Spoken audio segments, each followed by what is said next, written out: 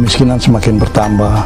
Kita lihat infrastruktur dasar di berbagai tempat itu tidak dibangun dengan baik, bahkan tidak ada untuk membangun masyarakat yang lebih baik. Itu yang membuat sehingga secara pribadi saya punya tanggung jawab moral untuk bisa maju, siap maju, dan untuk membangun itu masyarakat Haru yang lebih baik ke depan. Pilkada Serempak seluruh Indonesia akan dilaksanakan di tahun 2024 termasuk di Aru. Walaupun waktunya masih 1 tahun lebih, tapi para kandidat atau figur sudah mulai bermunculan. Di antaranya salah satu yang sudah tidak asing lagi bagi kita, yang pernah bertarung di tahun 2015 dan menjadi peringkat kedua di bawah Join Jilid 1, dan Bupati Wakil Bupati Join Jilid 2 sempat menjadi tenaga ahli bupati. Siapakah dia? Ya, Bapak Obed Barens. Marilah kita ikuti wawancara dengan Bu Ongen sekaligus pernyataan-pernyataan dari Bapak Obed Barens. Mari kita ikuti. Dan Pak Obed Barens ini kita akan mencoba berdiskusi lebih jauh dengan Pak Obed Barens. Pak Ketum, Ya, santai-santai aja ya, Pak ya. Ya. Kita mengulas sedikit soal Pilkada 2024 Ya. di Kabupaten Aru. Pak Obed Barens, hari ini banyak yang menilai Pak cukup layak sebenarnya untuk maju di Pilkada 2024 di Kabupaten Aru. Ya. Dan secara pribadi, apakah Pak Obed siap untuk menjawab apa yang menjadi keinginan masyarakat? Iya, sangat siap. Sangat siap. Bicara kesiapan, apa yang menjadi sebuah strategi pribadi Bapak? Atau kegelisahan apa Pak yang membuat seorang Pak Obed Barens untuk kembali maju? Karena kita tahu sendiri Pak juga pernah maju bertarung ya, di Pilkada 2015-2020. Benar. Dan pada saat itu Pak ditetapkan sebagai pemenang kedua melawan Bupati saat ini. Dan 2024 Pak punya komitmen untuk maju. Pak mungkin bisa menjelaskan sedikit Pak kepada publik, khusus kepada masyarakat di Kabupaten Aru. Apa yang menjadi dorongan respon Pak, selain dukungan masyarakat untuk Pak harus maju? Apa yang menjadi motivasi Bapak untuk maju dalam Pilkada 2024 nanti Pak? Jadi yang pertama, setelah saya ada di Aru, kondisi yang masyarakat kita semua harapkan ada perubahan itu belum terjadi. Kemiskinan semakin bertambah. Hari ini mungkin sekitar 25.000 lah masyarakat yang sangat miskin. Kemudian kita lihat infrastruktur dasar di berbagai tempat itu tidak dibangun dengan baik, bahkan tidak ada kesiapan infrastruktur dasar, antara lain juga kesehatan, pendidikan. Dan ini menjadi satu motivasi yang besar, di mana dengan pengalaman pemerintahan yang saya miliki, ada semacam kekeliruan dalam konsep pembangunan yang disiapkan di sana untuk membangun masyarakat yang lebih baik. Itu yang membuat sehingga secara pribadi saya punya tanggung jawab moral untuk bisa maju, siap maju, dan untuk membangun itu masyarakat Haru yang lebih baik ke depan. Begitulah pernyataan yang disampaikan oleh Bapak Obed Barens yang menggambarkan bahwa kemiskinan di Aru semakin meningkat, bahkan menembus angka 25.000. Bukan saja itu, tetapi juga infrastruktur dasar tidak diperhatikan, bahkan sama sekali tidak ada, termasuk di bidang pendidikan, kesehatan, dan lain-lain. Lalu saya sekarang mau bertanya, lalu bagaimana dengan Bapak sebagai tenaga ahli bupati? Apakah tidak bisa menyampaikan pikiran-pikiran dan hal-hal yang baik kepada bupati sehingga bisa memperbaiki hal-hal yang buruk di Aru ini? Dan sekarang Bapak sendiri boleh menyampaikan hal-hal yang buruk ini di hadapan publik. Kira-kira maksudnya Bapak menjadi tenaga ahli bupati itu apa? Apakah Bapak memang hanya menyamar untuk mengetahui keadaan nanti? Itu nanti kita bicarakan berikut, tapi sekaranglah kita ikuti wawancara dan pendapat pernyataan dari Pak Obed. Mari kita ikuti. Kalau kita lihat figur-figur yang nanti akan muncul, katakanlah, mungkin sebagai anak asli Aru, saya menganggap bahwa Tuhan bisa talenta untuk saya harus melaksanakan itu di Aru. Sebab membangun pemerintahan itu memang tidak segampang kita membalik telapak tangan. Kita harus lihat proses keuangannya bagaimana, bagaimana proses perencanaannya, bagaimana pelaksanaannya, laporannya. Ini semua yang kadang-kadang masih lemah di Aru. Jadi kita harus benahi semuanya. Salah satu hal yang paling penting juga adalah ketika kita membangun masyarakat, tingkat kesejahteraan pegawai negeri itu harus juga diutamakan. Ketika masyarakat sejahtera, pegawai negeri tidak sejahtera kan kebalik. Mereka tidak akan bekerja dengan maksimal. Jadi kita harus jalan semacam garis diagonal yang harus kita lakukan bersamaan. Ketika kita membina, kita membangun masyarakat, ASN juga harus kita bina dengan baik, memberikan mereka kesejahteraan yang baik. Nah, sampai saat ini itu yang lemah sekali. Anak adat, saya juga biasa sampaikan ke adik-adik di sana, keluarga, bahwa kita membangun Aru itu tidak seperti kita membangun kios gitu. Kalau mereka tidak punya pengalaman pemerintahan itu sangat riskan. Mereka akan ketipu dengan berbagai hal. Jadi kalau mereka tidak punya pengalaman, ya itu risiko mereka maju silakan aja. Mungkin mereka punya uang yang banyak, silakan aja. Tapi saya punya komitmen bahwa pertama, kita membangun pemerintahan di Aru itu tujuannya hanya satu, kehadiran pemerintah untuk kesejahteraan masyarakat. Itu yang harus kita pegang. Jadi kalau figur-figur ini hanya bicara, kita kan punya programnya apa dulu, basicnya apa dulu. Bagi saya tidak ada masalah, saya tidak ada khawatir. Silakan aja ya, mau 3, 4, 5 silakan, saya tidak ada masalah. Karena saya sangat percaya dengan apa yang Tuhan kasih talenta ke saya. Kita harus tulus dan jujur kita bekerja di negeri kita sendiri untuk kepentingan, bukan kepentingan semua orang di Aru. Orang asli Aru, orang yang ada di Aru itu adalah orang Aru. Kita punya kepentingan semua untuk satu, semua harus sejahtera. Ya, harus sejahtera. Dari berbagai aspek kita lihat nilai. Pertama dari pendidikan, kesehatan, ekonomi kerakyatan, bagaimana kita meningkatkan daya beli masyarakat. Ini yang paling penting. Dan kalau katakanlah calon-calon ini dia tidak punya basic ekonomi, itu juga sulit juga menurut saya. Untuk bicara soal ekonomi sulit. Ya.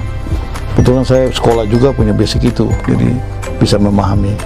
Dari aspek akuntansi itu juga luar biasa. Kita menata Aru pemerintahan sekarang, kita harus tata dengan pola-pola itu. Pemerintahan transparan, sudah terbuka, akuntabel, dan itu harus dilakukan. Oleh sebab itu, kenapa saya tidak ragu, karena visi besar saya itu bagaimana memanfaatkan kekayaan alam itu Aru. Bagaimana kita membangun satu kabupaten yang dia menjadi minapolitan. Kabupaten yang penuh dengan ikan dan habitat yang ada di dalamnya. Kita kelola untuk kesejahteraan masyarakat. Banyak orang tidak punya konsep itu. Bagi saya, kita punya kekayaan alam, tapi kita sendiri tidak mempersiapkannya, percuma. Kita bicara kekayaan alam, tapi data kita tidak ada. Kelemahan database kita tidak ada sama sekali di Aru sampai hari ini. Sangat lemah. Bagaimana kita mau bicara, kita mau jual, kita punya kekayaan? Tidak bisa. Jadi memang semua harus ditata mulai awal, harus database.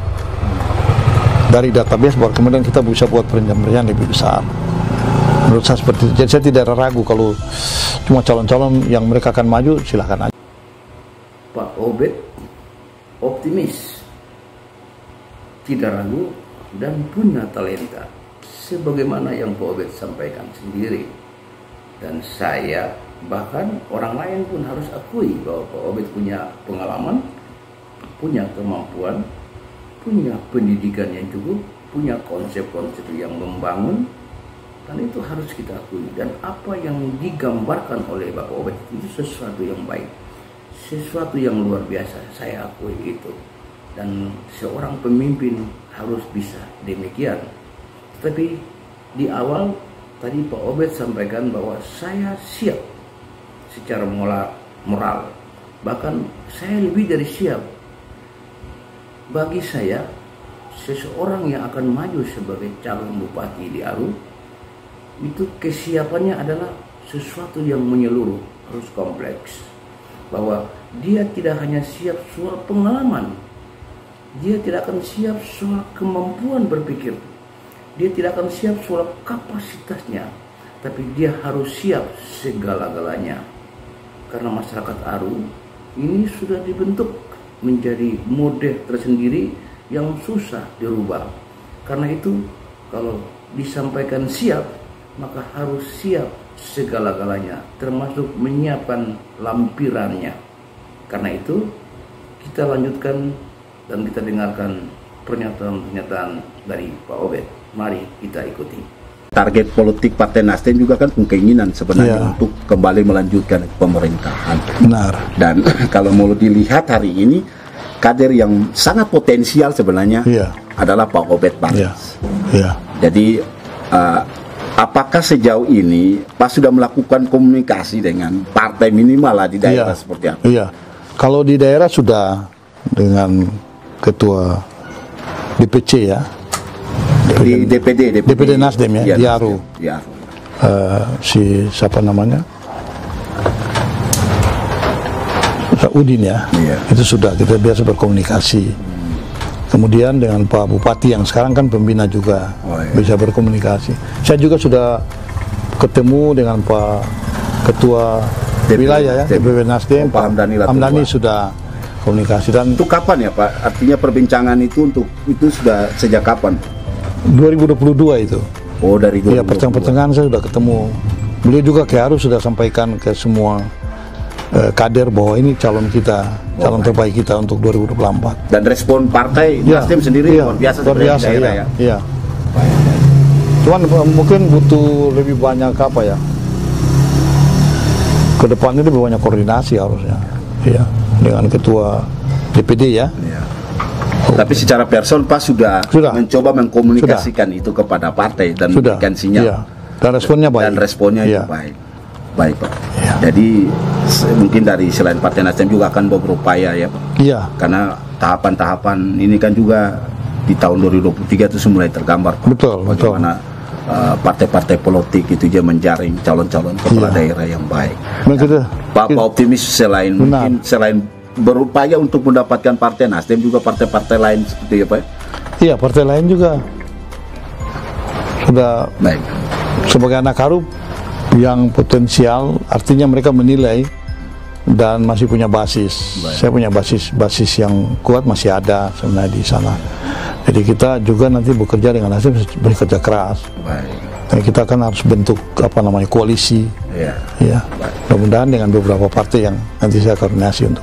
Baik, Pak mungkin ini karena waktu kita terbatas Pak, mungkin ada sesuatu yang ingin disampaikan Pak secara pribadi oleh Pak Obed Barens kepada Pak punya pendukung yang awalnya telah mendukung Pak pada saat calon dan mungkin secara keseluruhan masyarakat Aru terkait dengan Pilkada 2024-nya nanti Pak. Mungkin silakan Pak.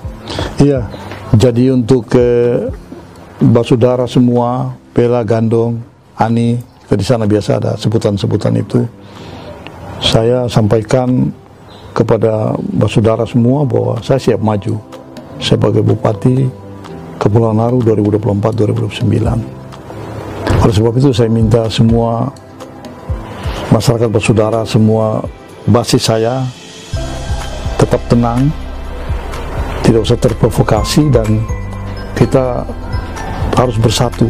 Karena untuk membangun Aru ke depan kita tidak bisa juga spasial, kita harus bersatu dalam hal pemikiran kita, bersatu dalam hal langkah kita untuk kita bisa mensejahterakan masyarakat itu yang lebih baik. Dan saya sangat yakin dan percaya bahwa respon dari semua saudara dan mereka merindukan anak asli, anak Aru yang harus maju sebagai bupati. Dan itu saya akan menjawabnya 2024. Ya, Tuhan memberkati kita semua. Ya, ini sangat menarik. Tadi di awal Pak Obed sendiri menyampaikan keburukan yang terjadi di Aru yang dipimpin oleh bupati yang adalah orang Nasdem sendiri, yang Pak Obed sendiri adalah sebagai tenaga ahlinya, dan juga ketua DPR juga adalah orang Nasdem sendiri. Ya, daerah ini dipimpin oleh dua lembaga, itu orang-orang Nasdem, para pemimpin Nasdem di Aru. Dan sekarang Pak Obed sendiri mengatakan bahwa Nasdem adalah sudah menentukan calon bupatinya adalah Pak Obed sendiri sebagai calon terbaik orang Nasdem 2024. Tuh, saya bingung, tadi menjelek-jelekan orang Nasdem, sekarang Pak Obed sendiri mau pakai Nasdem untuk calon 2024. Apakah bisa nanti? Apakah memang mereka terima? Sudahlah, ini sesuatu yang bagi saya lucu saja. Saya menilai, wah ini tabrakan sekali. Saya kira demikian. Kita sudah mendengar pernyataan-pernyataan dari Pak Obed, dan di akhir pernyataannya Pak Obed menyampaikan sapaan-sapaan kepada masyarakat di Aru agar tidak terprovokasi dan sebagainya. Itulah yang disampaikan, dan mari kita tunggu saja apakah Pak Obed Barens akan tembus lolos menjadi calon bupati 2024 ataukah tidak. Kita akan tunggu. Terima kasih.